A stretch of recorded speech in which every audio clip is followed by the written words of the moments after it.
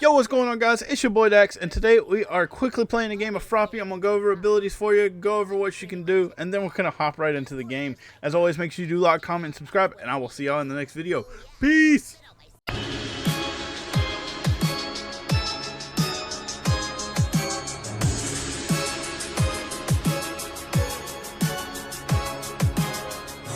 Alright, let's talk about Sue, aka Froppy. She is a rapid type character, which means your entire team does get a speed up. She does have a special action that uses your tongue, wait for it, sorry, to pull a downed ally towards you to revive them. Her special action is really good. It can pull someone who's down back to life, and they are away from the battle now. It's not a very distant one, but it is really good. Now, something to note about Sue is she does only have 250 health, so she is extremely squishy, which is great because that leads into her ribbit shot, her alpha ability. This attacks the enemy with your long tongue. You can use your tongue to move by shooting towards walls while in mid-air.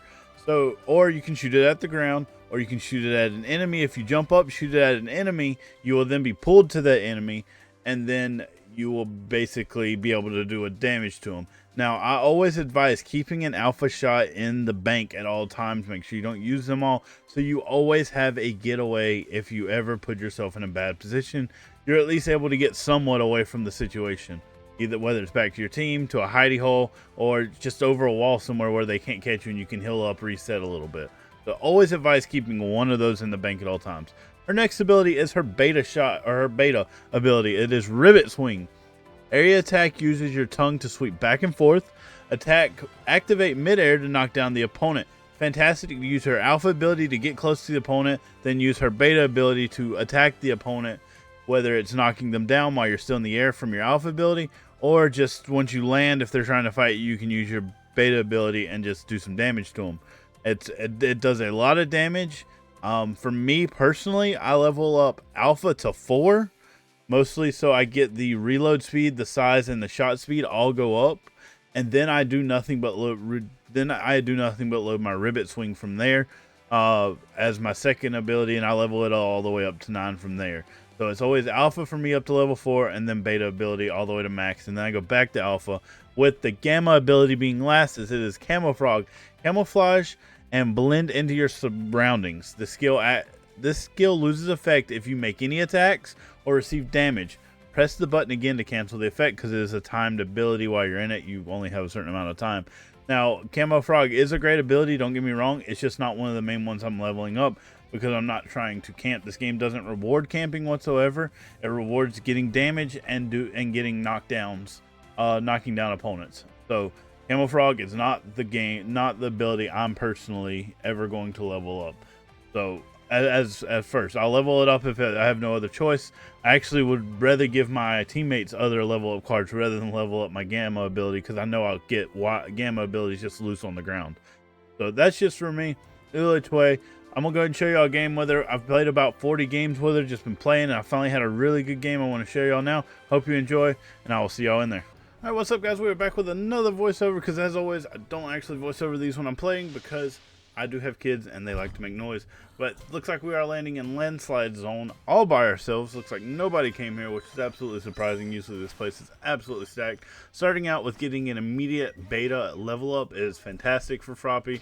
It gets her at least the damage she's needing. And there's her alpha ability. Her alpha ability being able to use that tongue to get to places. And as you can see, I'm using it just to quickly get to certain loot. That way I can get there a little bit quicker.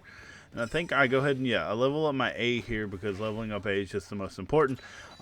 Jumping in this game is still one of the weirdest things, especially when you're playing as Froppy. You go from playing one character who has to climb to jump certain things and others that don't.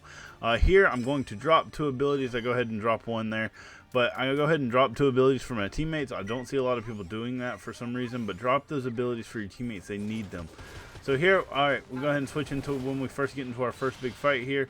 I end up getting hit by I believe that was a Ida. If I'm not mistaken, that was an Ida or it was a Shigaraki. Or it could have been, who is that? Oh no, it was a Kirishima. The Kirishima is the one who came for me here. So I ended up going and chasing him down. As you can see, I'd used my tongue to go ahead and chase him down real quick. So it was a Kirishima. Thought it was, but for some reason the way it looked like an Ida. Alright, and jumping to our next fight here, we do have a Mount Lady here. I go ahead and I get up under her feet, and I'm really small, so I go ahead and just jump back out of there because I wasn't sure exactly how much health she had, how much damage she'd been dealt. But I do see her chasing our Dobby here, so I go ahead and go over here to help our Dobby. Accidentally use R1 one too many times there, but we are able to go ahead and chase her down a little bit and get a quick kick in. That is just a basic attack, not even one of my ability kicks, so for it to do 60 damage is really strong. Froppy for me isn't the damage dealer. I tried to chase her down because I was thinking the kicks were going to do it, but it didn't. I tried to go ahead and get her with the tongue. It didn't get nowhere. I see she goes big, and I know that she'll take a lot less damage, and I don't have a lot of damage output, so I got out of there. I saw her, looks like our Shigaraki went down, so I went ahead and picked him up, and then I used Frog Catch there, but for some reason it didn't go off, which was super odd. But we were at least we were able to get a KO out of that whole ordeal, which was nice. It wasn't our own KO, but it was nice to go ahead and get the KO. Go ahead and get on the board for sure.